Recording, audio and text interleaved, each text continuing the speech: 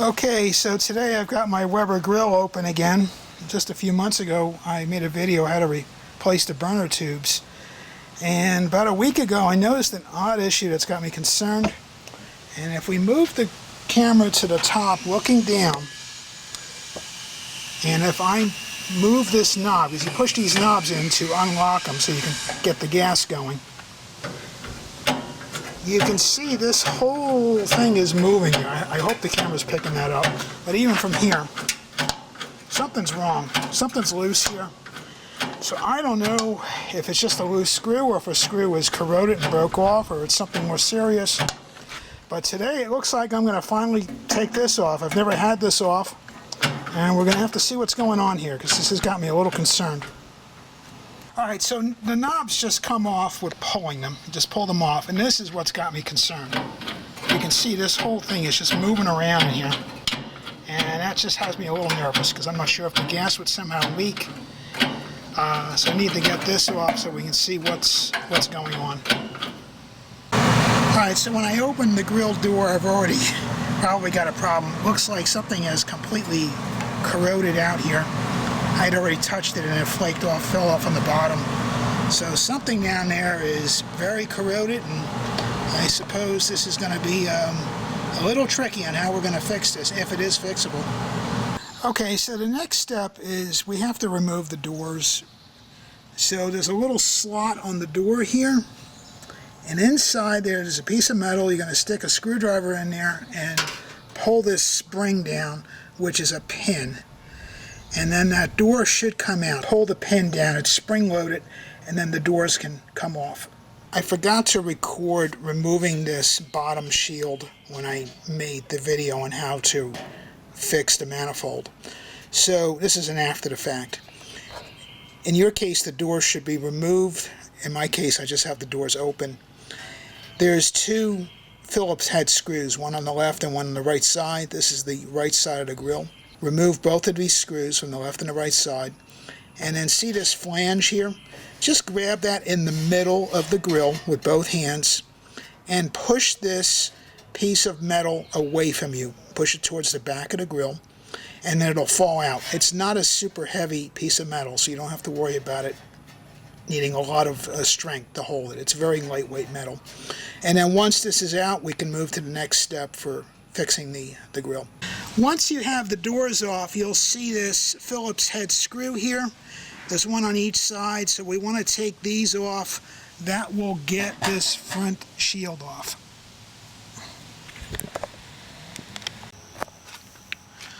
Alright, so once you have the screws loose or out from the bottom of the grill, you'll also need to remove the nut that's holding in the electronic ignition. You can just let it dangle here with the wires, that's fine. You don't need to actually disconnect it.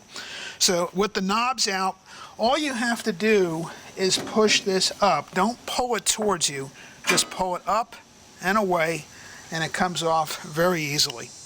So this is what happened. You can see that screw that's half busted off back here. This is all rusted. This is the part that was moving.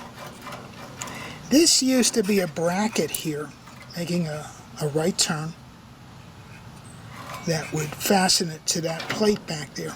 And that's why this whole thing is moving.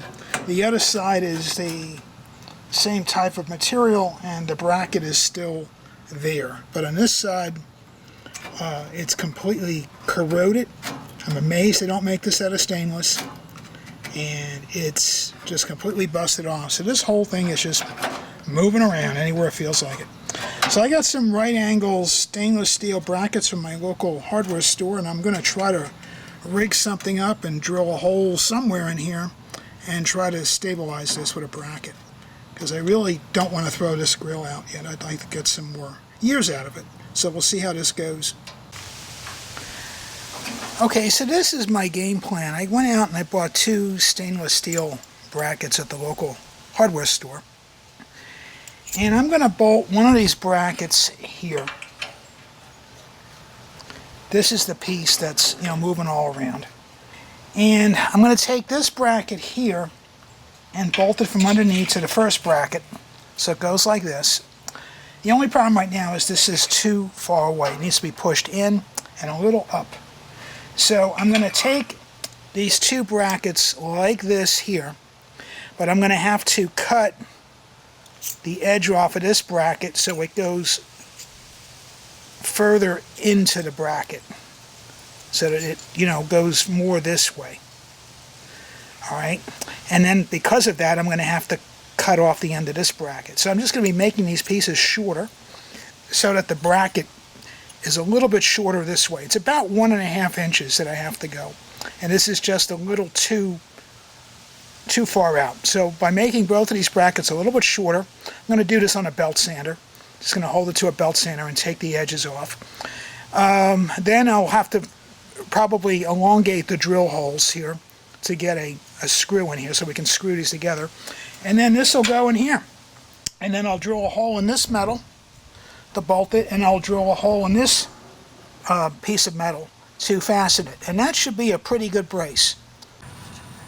Alright, so this is how I've decided how I'm going to mount this. I'm using a pair of vice grips to hold this to this bracket here. I'm going to drill a hole in here first. Once this is properly secured, I'll line this piece up where it's level with this piece here, and then I will drill a hole in there, and this is going to be a very good support. I don't think this will go anywhere. Okay, so this is what I've come up with using this bracket, and I've now screwed it to the top. I drilled a hole in this piece of metal, and I used a center punch. These are very handy with metal to mark where you want the hole. And I've already marked the hole down here, so now it doesn't matter if this moves around because I've got the mark on here. So I'm going to drill the hole in the bottom, and that should provide enough support to keep this thing stabilized. Now granted, this metal is not nearly as heavy gauge as this bracket is here. This bracket is a much thicker metal, it's a lot stiffer, but there's nothing I can go on here to mount this bracket to this here. The natural gas line is right behind this bracket, so I cannot drill a hole here or really get anywhere with that natural gas line in the way. And I don't want to move it. It's a metal type of a pipe, so there's really no way to get that easily out of the way to drill a hole there. So I'm not going to even try. The natural gas line is bending about here. So where I'm drilling the hole, it's nowhere near that line, because I'm being very cautious about that. I obviously also shut the natural gas off to the grill, so there's no gas going to it. But we're going to give that a shot and see if this thing is stable enough to keep it in place. The problem is with this moving, the burner tubes could actually fall out, because my burner tubes are no longer screwed to the chassis here, because the screws rotted out inside the grill. So there's no way to screw them down anymore. Okay, so here is the finished repair with this bracket holding on this this manifold bar, which is what the name of this bar is here.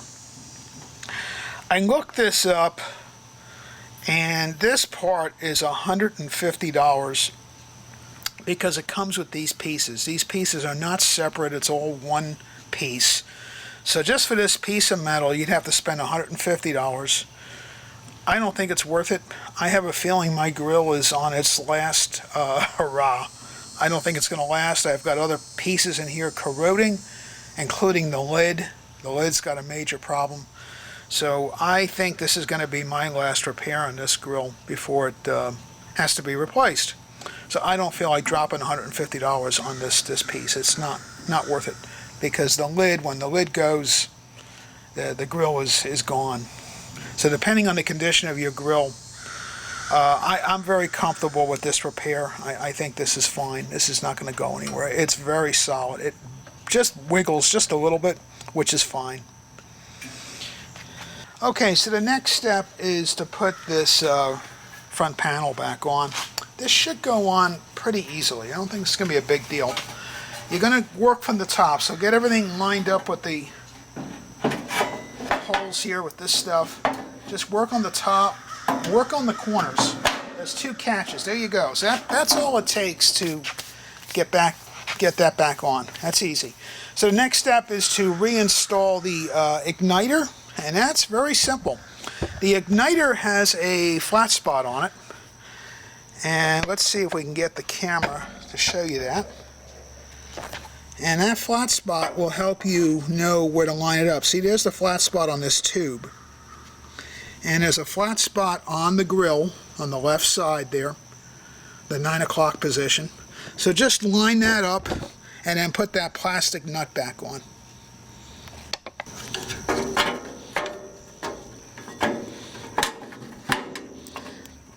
Obviously the lid is loose until we get the screws back on.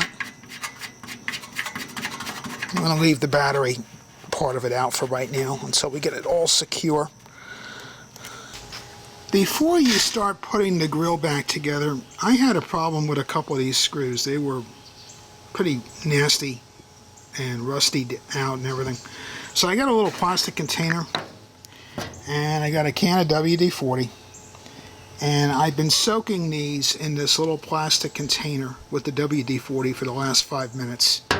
I'm just trying to get some of the corrosion off the screws, because a couple of them were difficult to get out, and they're Phillips heads. So Phillips head can strip very easily when you slip with the screwdriver, and that's what's happened now. A couple of them are the heads are a little iffy. So I would suggest soaking them in WD-40 for a few minutes to get some of that corrosion out. I'm hoping this will make them easier to get back in. Okay, so the next step is getting those screws back in that holds this thing in place, this front plate. So I let the screws soak for a few minutes in WD-40, and I wouldn't recommend tightening this one all the way. I've already positioned it where it needs to go. I'm just going to put it in loosely, because it's a slotted type of a hole there. So we're going to get both screws in so it's lined up good, and then tighten it down. Alright, so I got the second screw in loosely, and then we'll snug it up.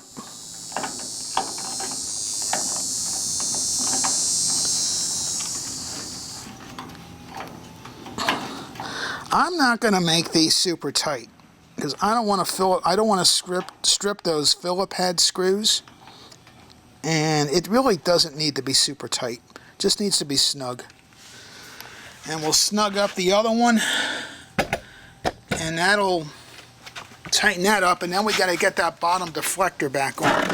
That's pretty simple. That's not, I've had that off before when I changed the electronic ignition. So that's pretty straightforward. But the same rule, I'm not going to make those screws super tight. I'm just going to snug them up good, but there's no reason to over tighten them. Alright, so this is now, we'll move the camera back. This is on solid, it's not going anywhere. And if I move these around, it's solid. It's not moving at all. So this is good. This is a decent repair. Alright, so to get this bottom shield back in, you have these flanges here in the corners. That's going to go towards the back side of the grill.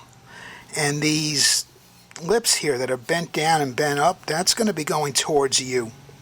Okay, so this is the up side. The flanges go up. This is going to be going towards you. And then you just have to work this in. And I'm actually going to use the camera, because I think watching it through the camera will be a little bit easier than me bending down trying to get this in. It can be a little bit tricky. You'll have to just be patient about it. And you want to get this lip here caught on the upper piece.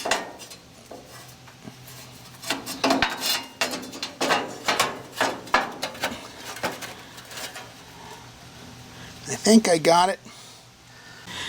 Now the fun part is finding the screw holes without this thing falling down. And this can be a problem. I can't squat, so seeing what I'm doing down here is a challenge for me. I'm just kind of guessing where it is, and I got it. Again, I wouldn't tighten this too tight. Just get it in there snug for now, and then get the other screw lined up and in there. It's easier when you have the one screw in, because now the plate won't fall out as easily. When you don't have either screw in, all you have to do is touch that plate slightly the wrong way and it comes crashing down to the floor. It makes a lot of noise. I've had this out a couple times because I had to replace the igniter once. And that plate has to come out for the igniter. Now let's see here.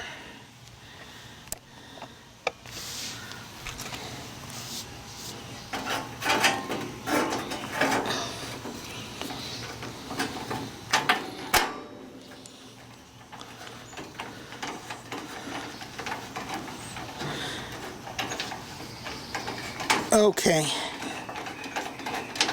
I think it's in the screw hole. I'll find out. No, it's not.